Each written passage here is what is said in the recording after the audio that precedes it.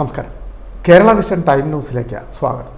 പട്ടണക്കാട് മിൽമ കാലിത്തീറ്റ ഫാക്ടറിയിലെ തൊഴിലാളികൾ സമരത്തിൽ.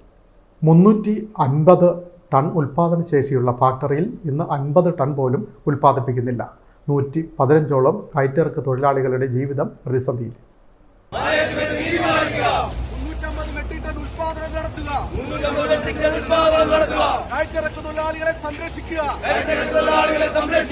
പട്ടണക്കാട് മിൽമ ഫാക്ടറി കയറ്റിയിറക്ക് തൊഴിലാളികൾ സമരത്തിൽ. ഫാക്ടറി മാനേജ്മെന്റിന്റെ കെടുകാര്യസ്ഥതയ്ക്ക് എതിരെയാണ് സമരം നടക്കുന്നത്. മിൽമ ഫാക്ടറി അടച്ചുപൂട്ടുന്നതിനുള്ള ശ്രമങ്ങളാണ് നടക്കുന്നതെന്ന് തൊഴിലാളികൾ പറയുന്നു. ഇന്ന് 4ാം ദിവസമാണ് സമരം തുടരുന്നത്.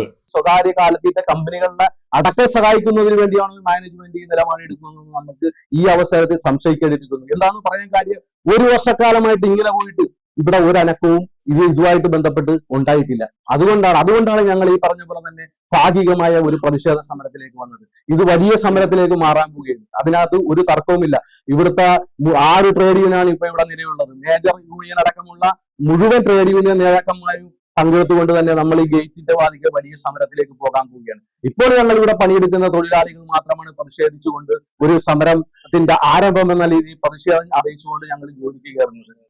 ഫാക്ടറിയുടെ പ്രവർത്തനത്തെ ബാധിക്കാതെ രാവിലെ 9 മുതൽ 10:30 വരെയാണ് സമരം നടക്കുന്നത്. 350 ടൺ ഉൽപാദന ശേഷിയുള്ള ഫാക്ടറി ഉൽപാദനം ഇന്ന് ഗണ്യമായി കുറച്ചു.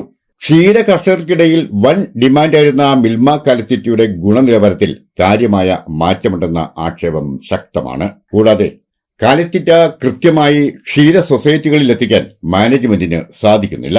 കാലിത്തീറ്റയുടെ നിർമ്മാണ ചെലവ് കുറയ്ക്കുക, അതിനായി കമ്പനിയിൽ സ്ഥാപിച്ചിട്ടുള്ള ആധുനിക മെഷീനുകൾ പ്രവർത്തിപ്പിക്കുക എന്നിവയാണ് തൊഴിലാളികൾ ആവശ്യപ്പെടുന്നത്. 115 കയറ്റിയിറക്ക് തൊഴിലാളികളാണ് ഇവിടെ തുച്ഛമായ വേതനത്തിൽ ജോലി ചെയ്യുന്നത്. മാനേജ്മെന്റിന്റെ ഭാഗത്തു നിന്നും കൃത്യമായ ഇടപെടൽ വന്നില്ലെങ്കിൽ വരും ദിവസങ്ങളിൽ ട്രേഡ് യൂണിയൻ നേതാക്കളെയെല്ലാം ഉൾപ്പെടുത്തി സമരം കൂടുതൽ ശക്തമാക്കാനാണ് തൊഴിലാളികളുടെ തീരുമാനം. പട്ടക്കാട് മിൽമ ഫാക്ടറിയിൽ നിന്നും പ്രസാദ് കൃഷ്ണകുട്ടി, ടൈം ന്യൂസ്.